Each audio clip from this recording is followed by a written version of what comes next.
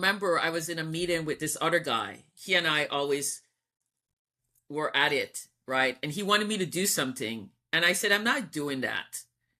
And he's like, it's okay. I'm going to go ask this other, my mentee.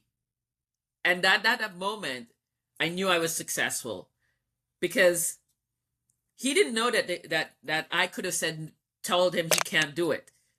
But the fact that he saw him as an employee at a caliber and competent enough to go do what he wanted done, and in my mind, I'd been successful. And that was 10 years before we started Avatar Buddy. I was like, how do you scale this? This is not scalable, but it needs to be scalable. Yeah. And the way I scaled it was I was working at another entity, and I was in charge of programming and I was in charge of IT. And it's a local government funding organization.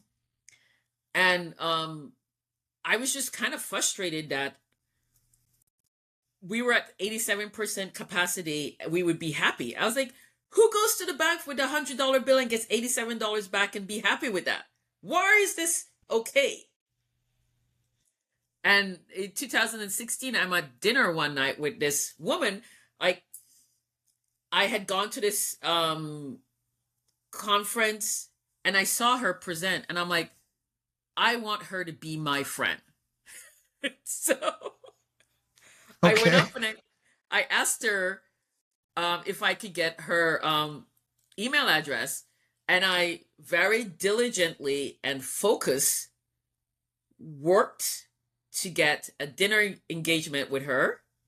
And we went out to dinner, and she's telling me all this stuff, and I'm hearing some of it, but it's loud, and there's a lot of like overstimulation. And I thought she said, create a digital twin. And I was like, that's it. Let's just create a digital twin for everybody that needs help.